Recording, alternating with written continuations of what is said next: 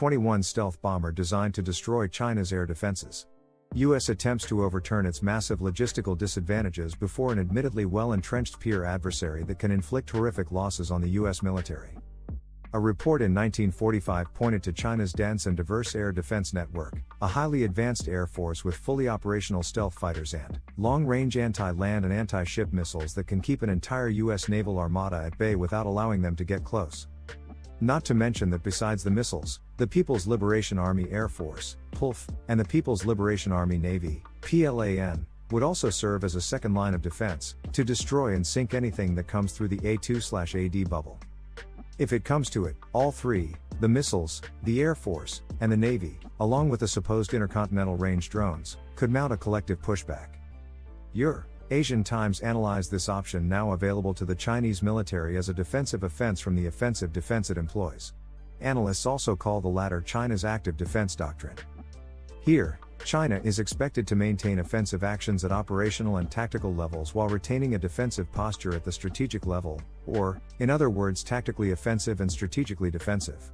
Why is China impenetrable? In the South China Sea, the Chinese have a home advantage in missiles that outrange any in the U.S. inventory. The YJ-18 anti-ship cruise missile, range 540 km, and the PL-15 Beyond Visual Range air-to-air missile, 300 km, outranges the U.S.'s 240 km range Harpoons and the 161 km AIM-190D, while the DF-21D missile threatens U.S. aircraft carriers. This erodes the U.S. Navy's capacity, or payload, advantage.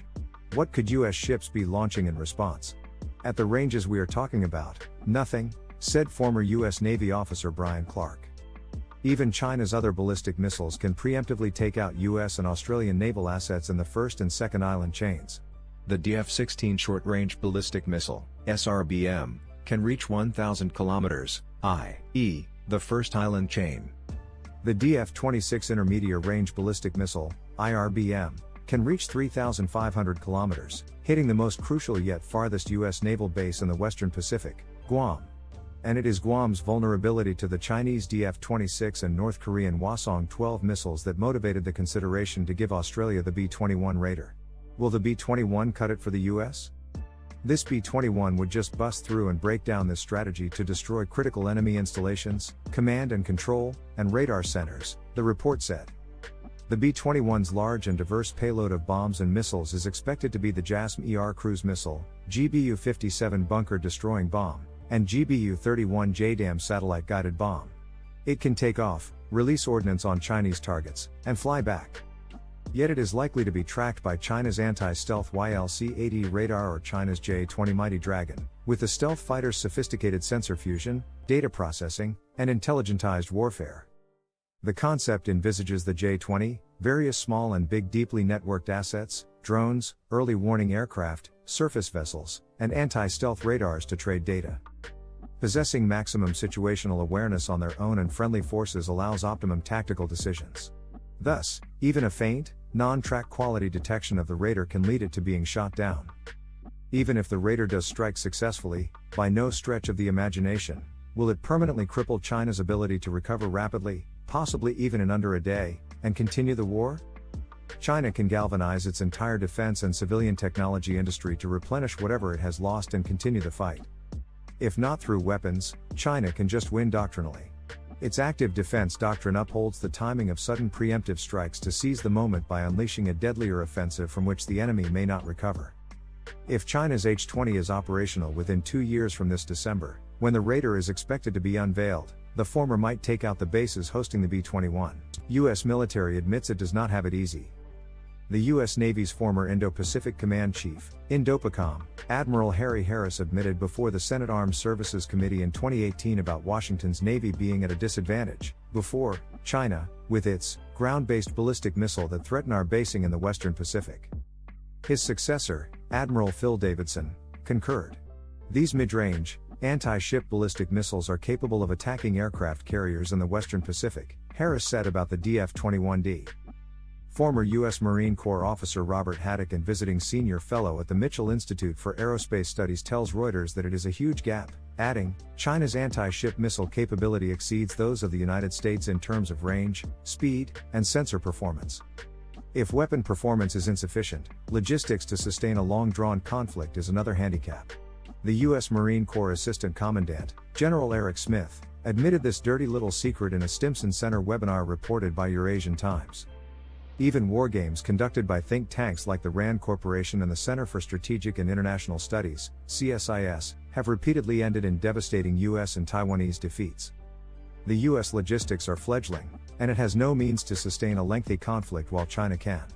We cannot rely on big, heavy platforms to be loaded on a strategic lift on 30 days' notice while we shuffle our way into support.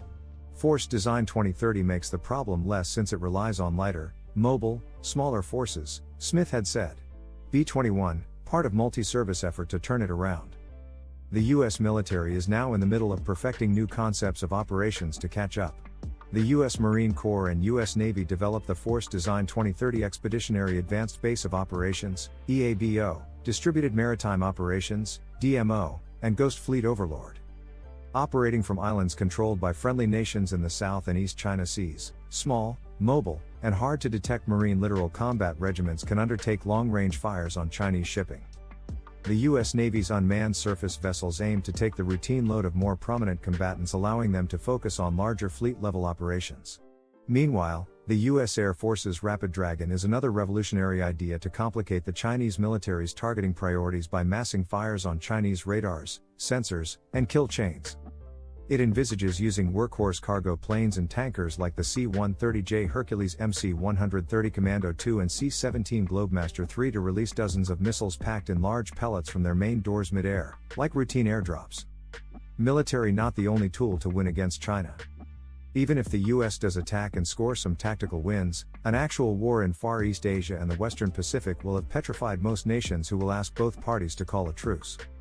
China's unprecedented military drills around Taiwan after former U.S. Speaker Nancy Pelosi's visit saw studied silence and calls for de-escalation from every country except Japan. None officially criticized China and threw in its lot with the U.S. They may be ideologically opposed to China and its position on Taiwan. But Beijing's deep economic ties with each of them and the prospect of a conflict wreaking their economies have made them highly opposed to war. China would know how to leverage economic clout before and during any conflict. East Asian nations can bear down on the US to give up the idea of fighting China. Thus, a merely advanced stealth bomber is no match for the overarching power of diplomacy and sheer brute money power. Asian countries have long complained about the US not introducing economic investment programs except for great power rivalry and weapons deals. It has grown protectionist, withdrawing from free trade pacts while China knows the game in Asia is money. Its Belt and Road Initiative, BRI, and Regional Comprehensive Economic Partnership, RCEP, are viewed as a no-questions-asked infrastructure, transcontinental transport, investment, and trade opportunity that is free of ideological compulsions, democracy versus autocracy. It is a different matter that this view has been catching on in the Middle East and North Africa, MENA, too. China doesn't underestimate the B-21 either. China knows the US had traditionally led in stealth technology, and the B-21 is likely to outclass the H-20 and even Russia's PAC-DA stealth bomber in certain respects. Beijing holds considerable consternation over the B-21, and Chinese military planners are wary of a massive propaganda win for the US. Even a tactically prominent victory for the B-21 will deflate China's aura of technologically rivaling the United States. It would mean the invincible sleek J-20 stealth fighter, unbreakable A2/AD Great Wall, impenetrable integrated air defense network, IADS, and a navy larger than the US could not stop a US bomber from striking the Chinese mainland. It challenges China's inspiring narrative for the global South, a post-war third world overpopulated nation that metamorphosed into a prosperous, advanced, and powerful state well on its way to unseating the ruling hegemon, the US. Russia commands neutrality from non-G7 countries since they know Russia has been winning the war. International relations theory expects non-great, regional, and middle powers to lean in the direction of swaying winds and see the inevitable, eventual American decline. But neither does Russia aim to nor is it interested in supplanting the US as the new boss on the block, with rivaling political, economic, technological, and military means. China doesn't say so, but everybody knows it wants to. China has a lot riding on ensuring a B-21 does not raid. Until next time, take care.